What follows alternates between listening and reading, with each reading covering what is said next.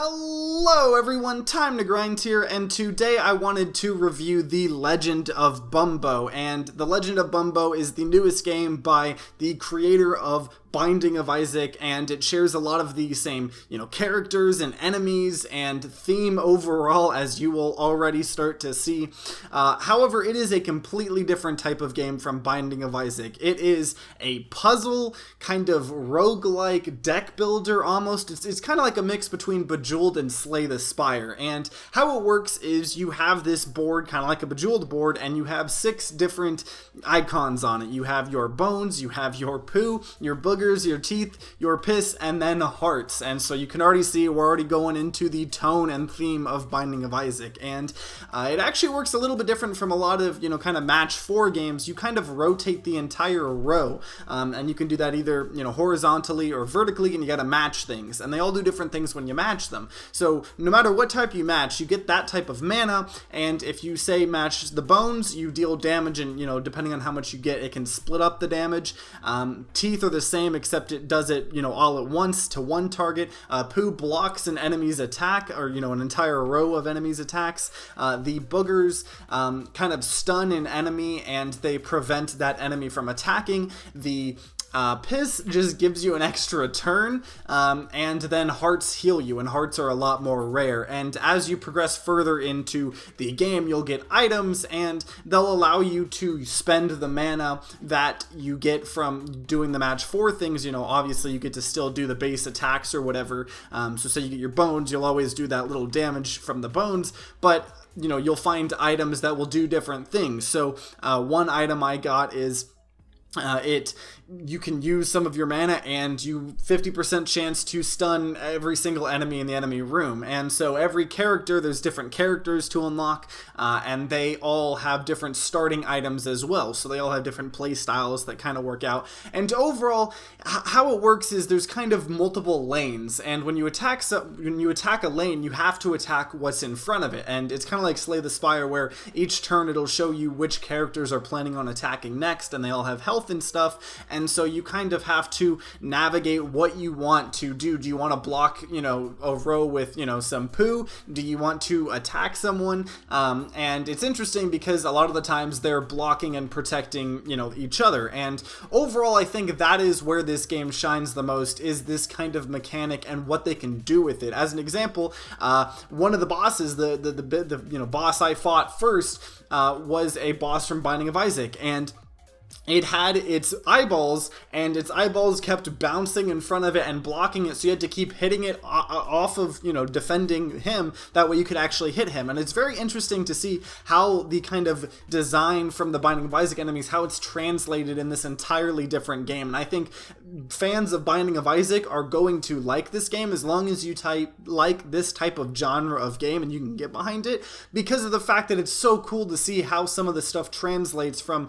that genre of game to this genre of game. And then also it does share, kind of similar aspects with the roguelikes and the, finding items and the boss fights and stuff like that, and unlocking things. And overall, it is a pretty enjoyable game. The only problem is it is very rough around the edges. It feels like it probably could have been released in another, month or 2, and it could have used that work. And so the first hour of the game getting released, it didn't even have its exe file in the game files, but that quickly got patched. And overall right now, it's just small things like there's not really a graphic settings, there's no, audio video settings in the game. There's the, starting Unity little option menu thing, but that does not count. And on top of that, in the couple hours I've played, it is soft locked a couple times and crashed a couple times, and there is no option to resume the game. So if you crash or anything like that, you can't resume your game. You can't play it again like in Binding of Isaac Rebirth. There doesn't seem to be any type of challenges or anything like that. There's no way to look at what secrets and items you have unlocked, and overall it feels more like the original Binding of Isaac in terms of quality than in Binding of Isaac Rebirth. With Binding of Isaac, the original, there was a ton of content. It was so much fun. That's why the game blew up. But it was very rough around the edges. But even that seems less rough in some aspects than this game. And, it has a cool little art style. Everything's made out of cardboard, and that's pretty unique. And it does have some, nice qualities to it, but it does possibly get a little bit old after a while, especially with all of the kind of black darkness that's in the world. You know, overall you're in these rooms, but every time,